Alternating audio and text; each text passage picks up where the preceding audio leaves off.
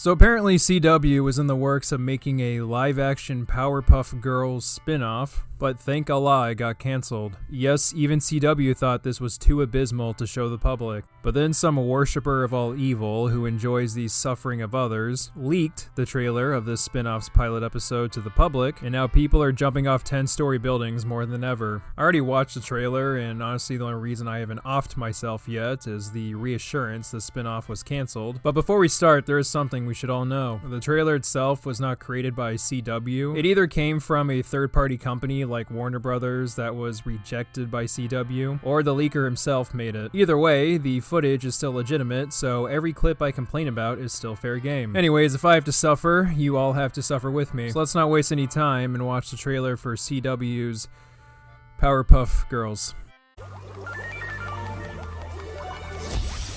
Once upon a time, Professor Drake Utonium created a family of his own.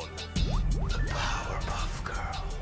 Wow. Impeccable casting, guys. Is it one of the main appeals of a live-action adaptation to see how much the characters look like the original? I mean, shit, that's why the live-action One Piece became so beloved within the fandom. The casting received praise from everybody, especially for Mihawk, because he looks and acts just like him. The professor is a white dude with slicked-back hair, and instead we get a bald black man who doesn't even act like the professor, so he doesn't have the looks of the professor or his mannerisms. What's the point of even calling this guy Utonium?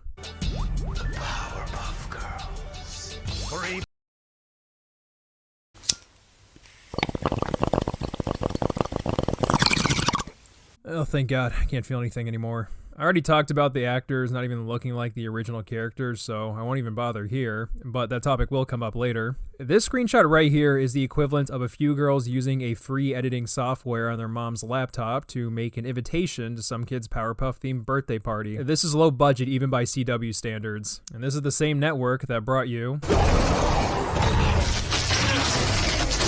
As their fame grew, so did the merch, endorsements, even a cartoon. Are those the Powerpuff Girls?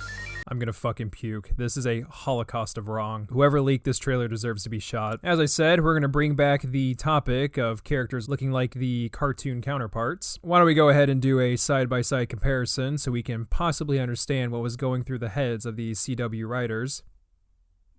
Nope, they're just not trying. I understand CW shows have the budget of 2 nickels and belly button lint, but even a man in a gorilla costume would have been better than whatever this is. If you are unable to afford a big green monkey man, then either A, create a new villain, or B, don't make the show at all. Thankfully the latter came through, but I don't get why Mojo Jojo is a random white dude and a boy in this adaptation. It's not even a slight change, it's just random. Like, there's putting a spin on your own artistic vision, and then there's this. If you don't have the budget for Mojo Jojo, then what makes you think you can bring a colorful cast of villains like this into the live-action world? Part of the appeal of the original Powerpuff Girls was how zany and awesome the villains looked. Even if the villains themselves weren't memorable, their character designs certainly were. They're all so cool, especially Blossom.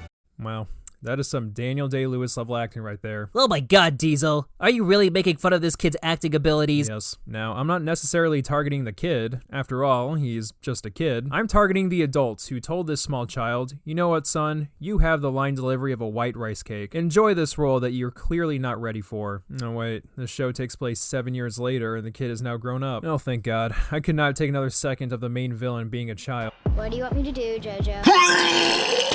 I'm sorry, but you kids are no Linus. I mean, that kid's acting sucked big monkey jodes as well, but he chewed every scene he was in like it was a ham buffet, to the point his over-the-top acting was honestly just entertaining in a funny bad way. This, however, is just extremely painful to watch. Seeing a prepubescent kid trying to act tough and deliver corny lines as if this child has the brain of an adult is nothing but cringe-inducing. It's not funny or cute. I don't know why Hollywood tries to push this shit. It was not good during the RoboCop sequels, and it's not good now. Oh, come on, Diesel. That's an adult movie. This Powerpuff Girls spinoff is clearly directed towards a younger demographic. Yeah, like how Blossom and Bubbles are both alcoholics and Buttercup swears because she's the tough one. Yeah, this is the type of content I want my kids watching. Yeah, it was fun when we were just fighting baddies, but it changed. Not to mention that cartoon that completely whitewashed us. Ah, very smart. Insult the TV show that's beloved by the fans. I just can't comprehend why this adaptation wasn't greenlit by CW. Also, the irony of the cartoon whitewashing when it came out before this monstrosity is impeccable. Diesel, maybe that's the joke. I sincerely doubt it when the show has lines like this. I'm not wearing that dress anymore. It's gender normative and ass ugly. I kinda know where the writer's intentions lie.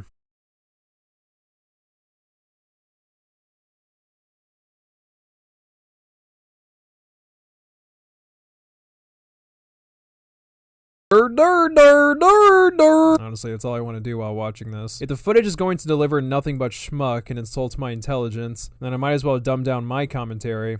Even more dumbed down, I guess. Ironically, the only thing this trailer got right is the narrator's voice, because it sounds pretty identical with the cartoon's narrator. I say ironically because, remember, this isn't even an official trailer from CW, so whoever made it did more to come closer to the original source material than CW ever did from creating this abomination. I'm down with the clown. Wow, a Juggalo joke in 2025.